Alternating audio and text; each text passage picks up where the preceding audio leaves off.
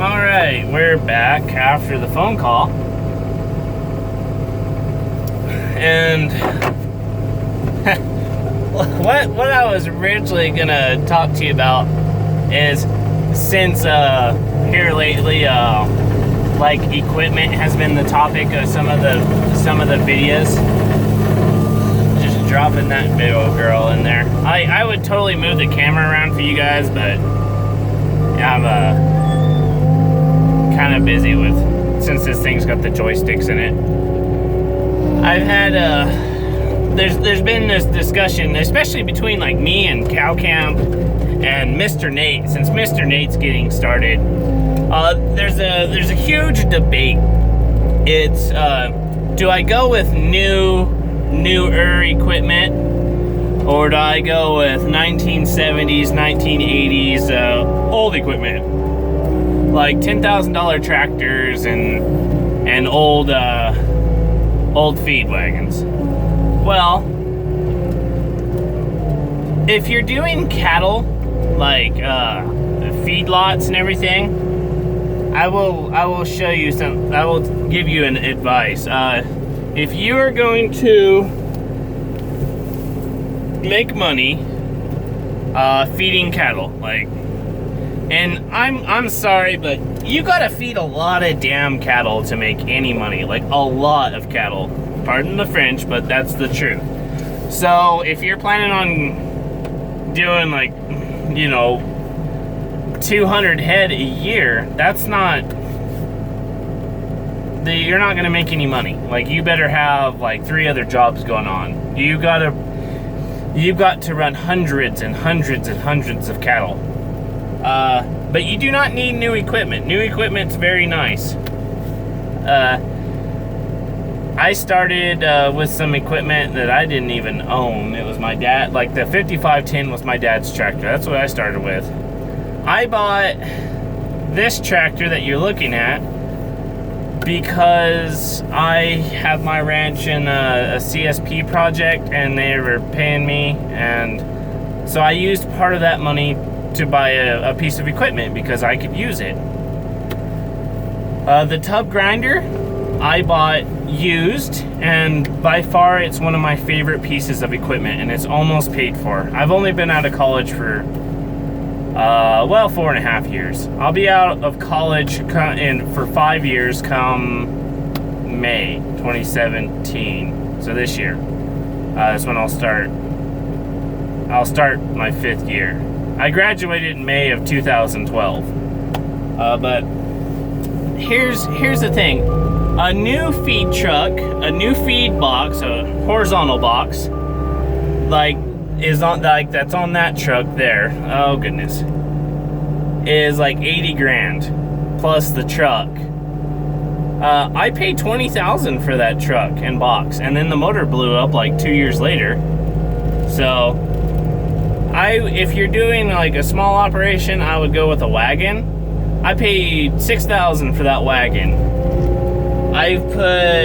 Actually my dad bought that wagon, and then I put a tremendous amount of money in it. It's kind of like a partnership thing, but I put, gotta come back out. New augers in the bottom, bearings, feed chain, scales on it. So you're looking at like $18,000 for that. And it works really well now. But if you go out, the problem is, and you can go in and do custom hay. We'll just talk about feedlots and custom hay, because those are, the 2 main things that I show on my channel. I wouldn't go buy new equipment for a feedlot. The cattle market's absolutely terrible right now. If you're gonna buy new equipment, you need to be doing thousands a head a year, like maybe 3, 4, 5,000 head a year. Even there's a local feedlot here that does 5,000 head a year, and they can't even afford new equipment. So don't go buy new equipment, because you're gonna go broke, like insta broke. The problem you're gonna run into with going and buying like $10,000 tractors is they're gonna break. Now, this tractor, it cost $56,000 when I bought it, which I had to put some stuff on it, which it was my first big tractor, and I always wanted one of these, so I probably paid way too much for it. But when it breaks, it does break. I mean, it's got 11,000 hours on it. It's turned over 11,000 hours this month. So what's gonna happen is you really gotta sit there and just justify the cost. When I started doing custom hay, I didn't go buy all new equipment. I was already farming some of my own hay. That's all I was doing actually, was hay farming. I wasn't grazing any of my land. I was hay farming. And so we had an old swather that I grew up running my dad bought it in 2000, and when we started irrigating again. And we bought a brand new Case IH 4x5 round baler. It was built by Heston. Fantastic machine. It really was. It was manual tie, so it took forever. And it was twine tie, so you had to move the tie arm yourself. It took forever, but it paid for itself. How I got into doing custom hay work is, I guess there was a couple of jobs I did. I bought a 4590 little inline square baler for my own hay operation, and I was gonna sell little square bales. So I did a couple of hay jobs, and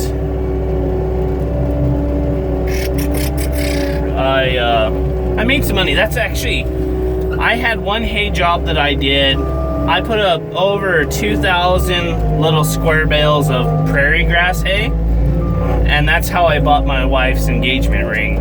The minute I got that paycheck, I went and got her an engagement ring, because I didn't have the money, and they paid me a really nice chunk of change, and I went and I spent it on a ring. So then I sat down the following year. I bought my 568 square baler the next year. I had some oats that were like 6 foot tall, and I figured out how many bales it was going to produce and what I was going to be charged. And I could buy a round baler, a well-used round baler, for what I was going to have to pay somebody. My little round baler was going to take way too long, and I was double cropping at the time. So I went and bought me the 568 round baler. We had so much rain that year that I couldn't put up any little square bales that year. And I'm sitting there making payments on a $20,000 setup because I had an accumulator with it. And I said, the heck with this. The swather was giving me lots of heck, so I traded it off, and I said, I'll just make payments on the swather instead of a little square baler. I had that swather maybe a month or so, and then I got 2 people called me wanting me to cut hay for them. And that's where my first custom hay job with my deer swather and deer round baler was like $14,000 worth of work. It was amazing. It was just phenomenal what I was paid. And I kind of looked at it like this. I was like, well, I could keep doing this, but at the same time, the cattle market was crashing. And that money that I made from that was the only way I could pay even part of my bills, and because cattle were losing so much money.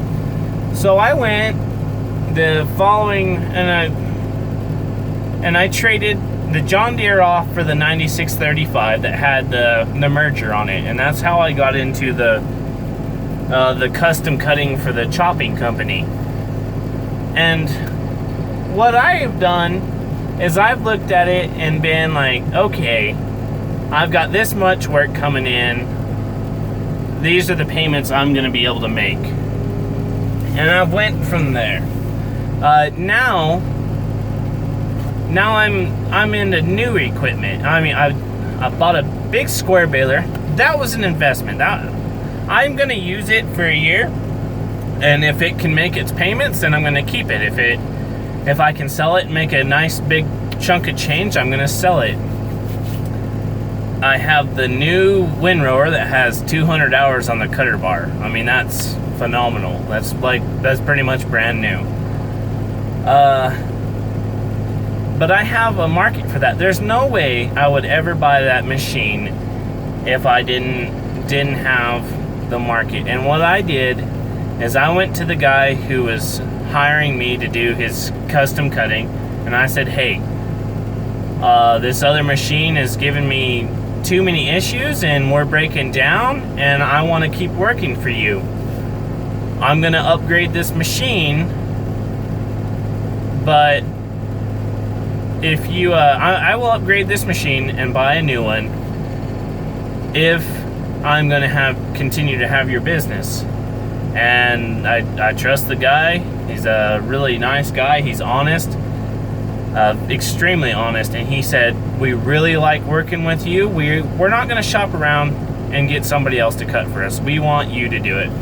And so that's the only reason I bought the big windrower, is because I can do enough work for him to come within a couple $1,000s of paying for it.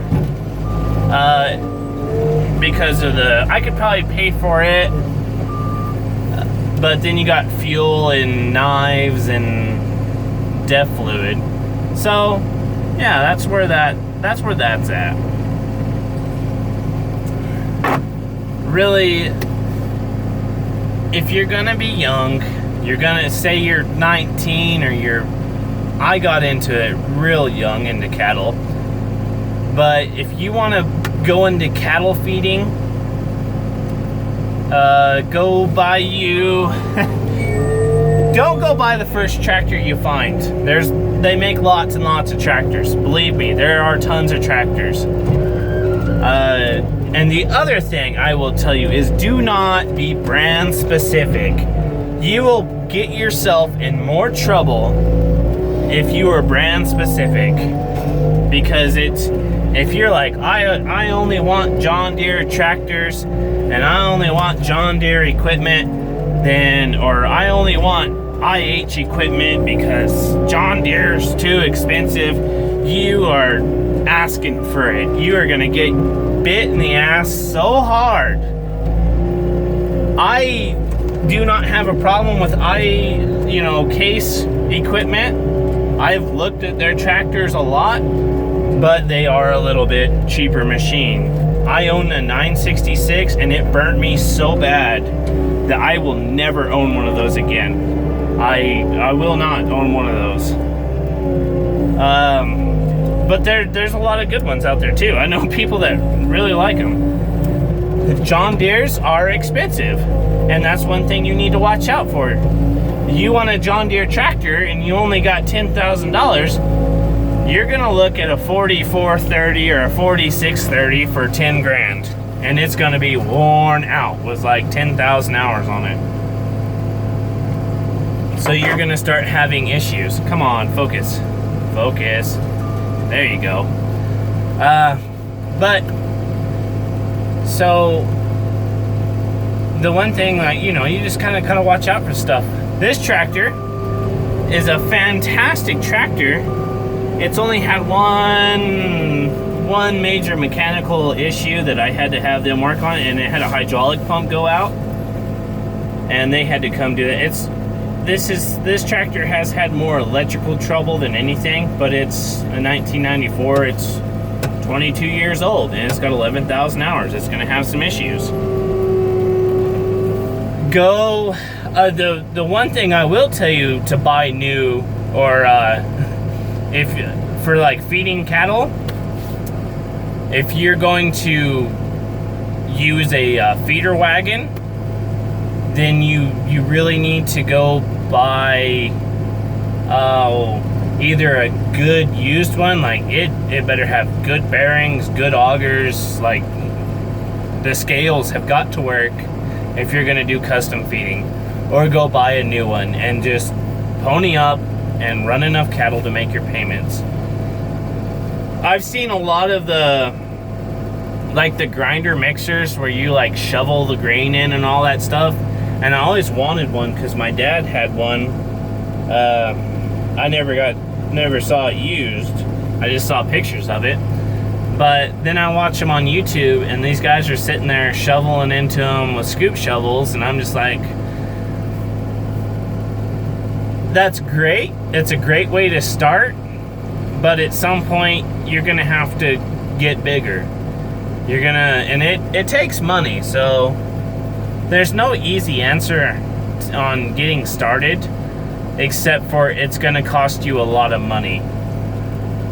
And that's really what it all boils down to. If you want to do it full time and you really, really want to get after it to the point where you're gonna make money, then you're gonna have to run hundreds of cattle. And probably the best way to do that is to go and buy cheap calves, not like dairy cattle, because those will never return on anything. You're gonna buy them cheap, and if anything between like 300 and like 1,100 pounds, they're not worth anything, and you got to put a lot of feed into them. Go to the sale barns and buy calves that people have not taken care of. You know, they didn't castrate them. They're kind of, we call them 1.5s. You got to sit there all day, and you'll see a calf that runs through there that just not gonna bring much. Buy those, shape them up, and you'll make more money off those than anything. Because your first input is not that much, but you're gonna have to spend a lot of money. You can start with small equipment, and it works fine. I started with small equipment, and I've continually grown. But what I've done is I've gone and bought hundreds of head of cattle, and I built feed pens, and I didn't have a commodity barn. Then we finally built a commodity barn, and you've got to run through the numbers. You're not going to get rich in 1 year. You're not going to get rich in 5 years.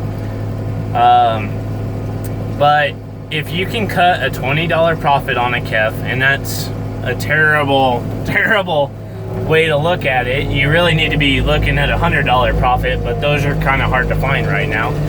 If you can cut $20 for every calf that you buy, and you can run hundreds of calves a year, well, then you're going to start making money.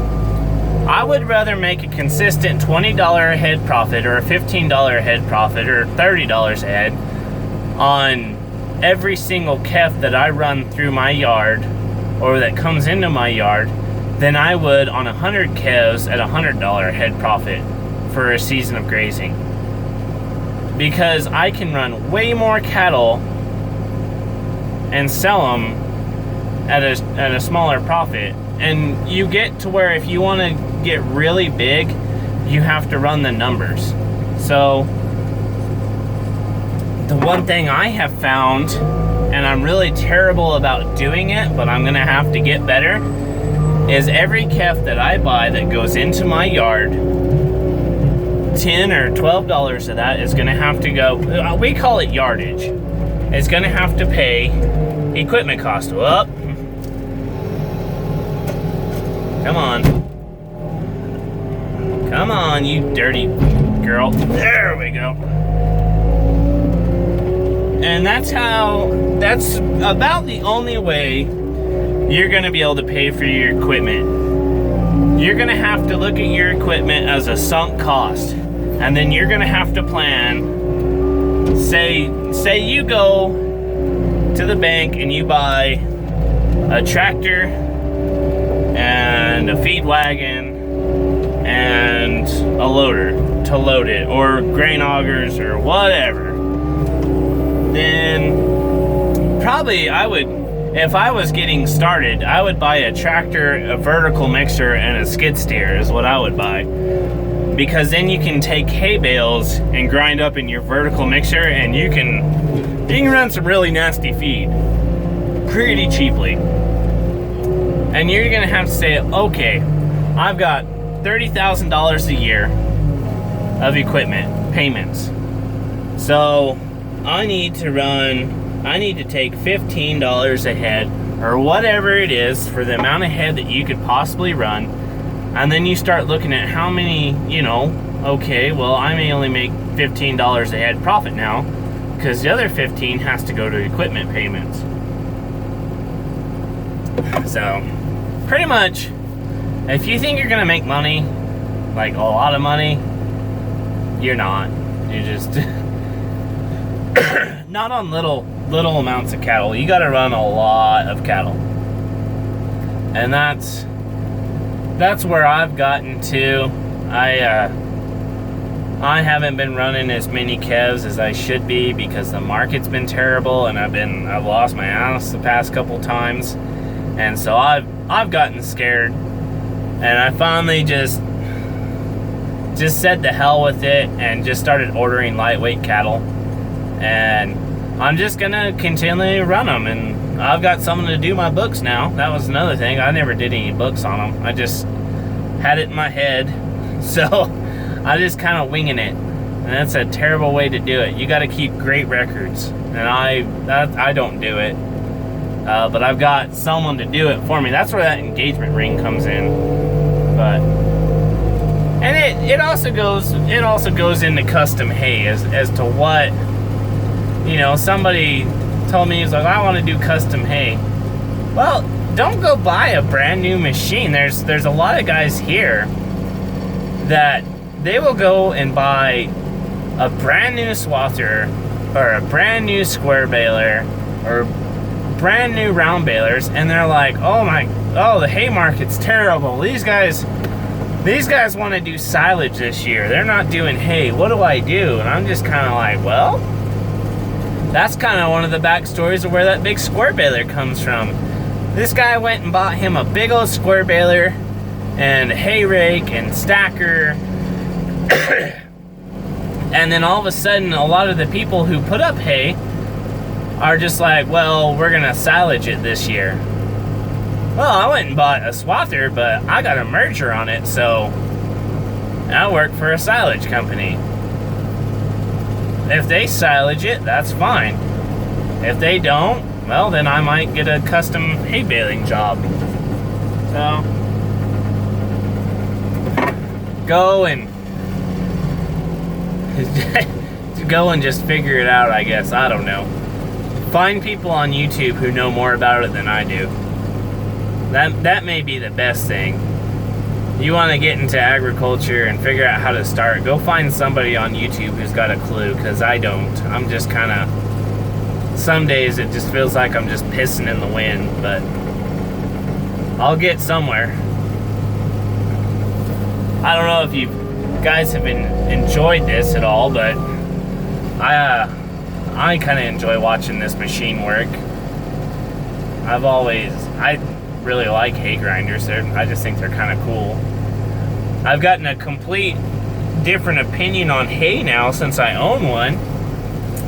I don't, quality hay is good, but man, I can stick hay in this and it all looks the same when it comes out. So, your protein content is what you gotta watch, but if it was baled dry, or if it was baled perfect, or I'm gonna grind it anyway. So I used to try to make really pretty hay because I baled it all up and we fed it to our cows, but now I just grind it all up.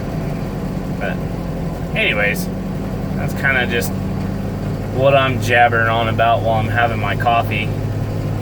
I wanted to go kind of dick around and had some free time. I was gonna start working on the 4630, but I need to get some heat over there because it's below freezing.